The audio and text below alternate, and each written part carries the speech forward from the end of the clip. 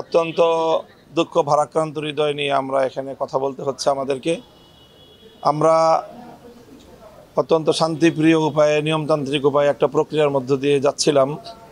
একটা বিষয় বিরোধ আছে বা মতপার্থক্য আছে, সেই মতপার্থক্যটাকে কিভাবে আলোচনার মাধ্যমে সমাধান করা যায় তার সর্বোচ্চ চেষ্টা আমাদের পক্ষ থেকেও ছিল এবং প্রশাসনের সর্বোচ্চ পর্যায় থেকে সেই প্রচেষ্টা অব্যাহত ছিল।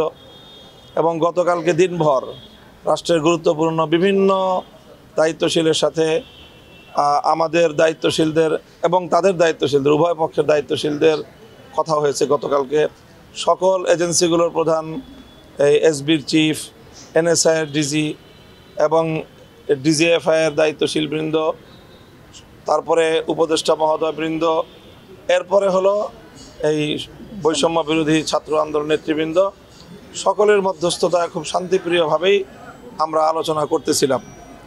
এবং গতকালকে যখন আমরা রাত প্রায় 3টা থেকে এখানে আমরা বৈষম্য বিরোধী ছাত্র আন্দোলন নেতৃবৃন্দের সাথে আমাদের এখানে বৈঠক চলছিল, সেখানে সার্জিস আলম এবং হাসনাত আবদুল্লাহ সহ তারা ছিল। তারা সাতপন্থীদের সাথে আলোচনা করে এসে কিছু প্রস্তাবনা নিয়ে আমাদের এখানে এসেছিল আলোচনা করার জন্য। সেই আলোচনার মধ্যেই তারা জানতে পারলো সামাজিক যোগাযোগ মাধ্যমে যে ওখানে টঙ্গীতে সাতপন্থীরা হামলার প্রস্তুতি নিচ্ছে বা হামলার করছে। এই ধরনের প্রস্তুতির আভাস পেয়েই তারা তখন এখান থেকে ফোনে তাদের দায়িত্বশীলদের সাথে এখানে আমাদের সামনে বসে তারা যোগাযোগ করলো।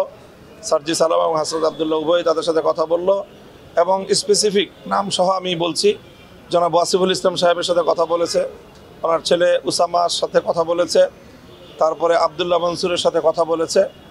তাদের সাথে কথা বলে বলতেছে, তারা এখান থেকে বলল যে আপনারা যদি কোনোভাবে আইন নিজেদের হাতে তুলে নেন অথবা আলোচনার মাধ্যমে আমরা কোনো একটা মীমাংসা দেওয়ার আগে আপনারা যদি নিজেরা সেখানে কোনো ধরনের ওখানে প্রবেশ করার চেষ্টা করেন, তাহলে অবশ্যই সেটা আপনাদের বিরুদ্ধে আমরা সকলে ঐক্যবদ্ধভাবে পদক্ষেপে যেতে বাধ্য হব। এই ধরনের কথাবার্তা বলার কিছুক্ষণ পরেই তারা সেখানে হামলা চালায়। যখন হামলার সংবাদ আসে তখন তারা তাদেরকে বারবার যোগাযোগ করার চেষ্টা করেছে। তখন সার্জিস আলম এবং হাসনাত আবদুল্লাহর ফোন তারা কেউ রিসিভ করেনি। এইভাবে তারা হামলা চালায় আর এর কিছুক্ষণের মধ্যেই আমাদের কাছে হামলার যাবতীয় তথ্যগুলি আসতে থাকে এবং ইতিমধ্যে আমাদের 3 জন ভাই শাহাদাত বরণ করেছেন।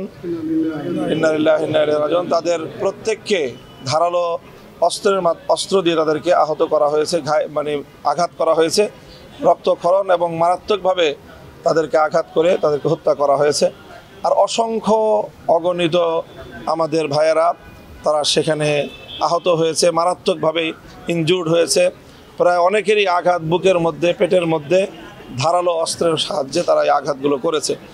অর্থাৎ সম্পূর্ণরূপে এখানে একপক্ষীয়ভাবে হামলা হয়েছে। সন্ত্রাসী কায়দায় সেখানে আমরা এমন তথ্য পাচ্ছি যে সেখানে তারা পেশাদার হত্যাকারী, পেশাদার খুনি, কিলারদের সহ এই অভিযানটা পরিচালিত হয়েছে। অত্যন্ত দুঃখজনকভাবে আমাদের কথা বলতে হয় যে সংবাদ মাধ্যমে অনেকেই সংবাদ প্রচার করছেন যে 2 পক্ষের সংঘর্ষ বা সংঘাত। এটা সম্পূর্ণরূপেই একপক্ষীয় আক্রমণ হয়েছে, হামলা হয়েছে। রাতের অন্ধকারে অতর্কিতে সন্ত্রাসীরা আক্রমণ চালিয়ে তবলিগ ঘুমন্ত এবং সেখানে দায়িত্বরত আমাদের যে সকল তবলিগের সাথী ভাইয়েরা ছিলেন তাদেরকে হত্যা করেছে এবং তাদেরকে আহত করেছে। এই বিষয়টা সংগঠিত হওয়ার পরে স্বাভাবিকভাবেই সারা বাংলাদেশের সকল তবলিগের সাথী এবং লক্ষ লক্ষ ছাত্র জনতার মধ্যে যে ক্ষোভ অগ্নিগর্ভ হয়ে উঠেছে গোটা বাংলাদেশ। আমরা অব্যাহতভাবে সারা দেশে আমাদের ছাত্র জনতাকে এবং তবলিগের সাথীদেরকে, ধর্মপ্রাণ মুসলমানদেরকে আমরা সকলকে ধৈর্য ধারণ করার জন্য নির্দেশনা দিচ্ছি এবং আলহামদুলিল্লাহ আমরা এই পর্যন্ত আমাদের পক্ষ থেকে কেউ কোনো ধরনের উস্কানিমূলক কোনো কার্যকলাপে লিপ্ত হয়নি এবং আমরা আশা করছি যে সারা দেশকে আমরা এখনও পর্যন্ত শান্তিপূর্ণ রাখার ক্ষেত্রে আমাদের ভূমিকা আমরা পালন করতে সক্ষম হয়েছি এবং আমাদের ছাত্র জনতা সকলেই এখনও তারা ধৈর্য ধারণ করে আছে।